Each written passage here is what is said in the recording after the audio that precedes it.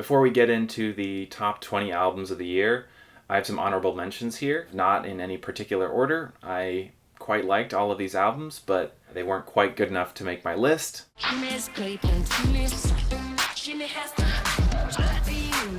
This is another album that I wanted to put on my list, but yeah, definitely not one of my favorite Charli XCX albums. There's quite a bit of material on this recent one that wasn't working for me. Again, she's going PC music with the production, but it's a pretty different direction from her previous album. It's a lot less polished, I would say, a lot more percussive.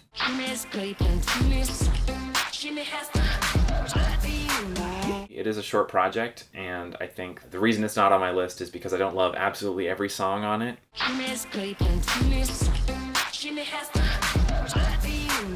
Natalia Lafourcade is bringing in music from her previous albums, as well as some other songs, and bringing in a lot of folk music collaborators to produce this album. The recording style and production of the album all feel very live and organic.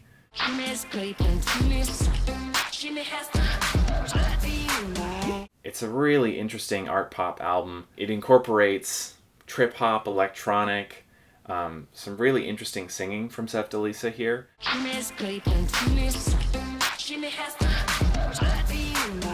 Oh, I was really rooting for Christian Lee Hutson on this one. I really wanted it to make my list, but it just did not quite make it. His songwriting could come through a little more strong, and I'm hoping that over time he'll develop. As it is, Beginners is still a very good album.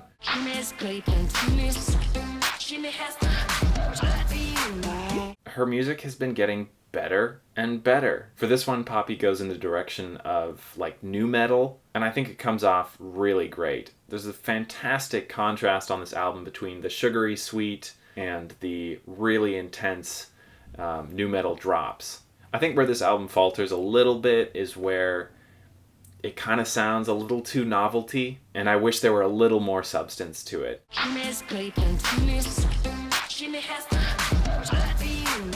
This is a really fun art pop album. I think the reason it didn't make my list is because of some kind of more field recording-y cuts towards the end. But Lido Pimienta is an absolutely fantastic singer, and her songwriting here is really fascinating.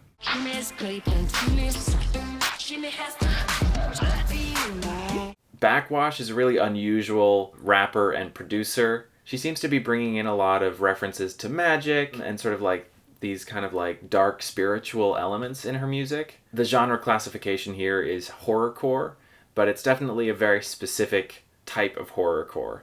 If really dark and intense hip-hop speaks to you, then you should check this one out.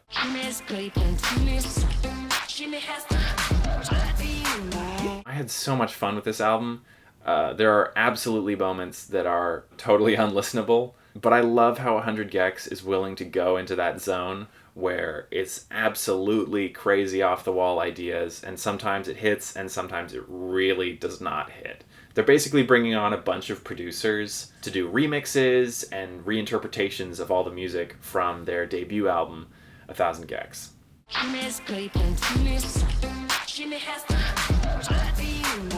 It's just straight-up pop music with a little bit of throwback, but for the most part, it's just modern synth pop done pretty well. I think the reason this album didn't quite make my list is because a lot of it ends up sounding a little corny. The other problem that Ava Max seems to have here is repeating ideas to the extent that it sounds like something you've just heard. The album starts to sound a little samey towards the end.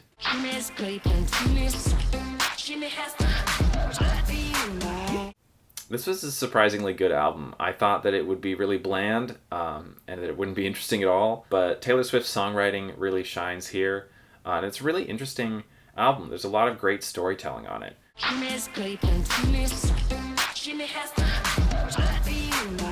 A lot of these tracks kind of lean a little heavily towards creating a vibe rather than actually having a more structured song.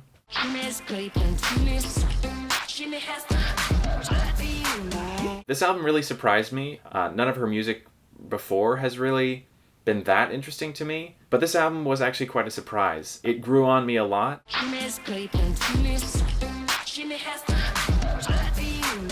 The This one really surprised me that it wasn't on my list. Yeah, it's definitely Carly Rae Jepsen's weakest project so far. There were some duds on here, and then there were a lot of funny choices on here that I just didn't think worked very well. This Love Isn't Crazy has this really shrill vocal line that kicks it off that I just think is super distracting.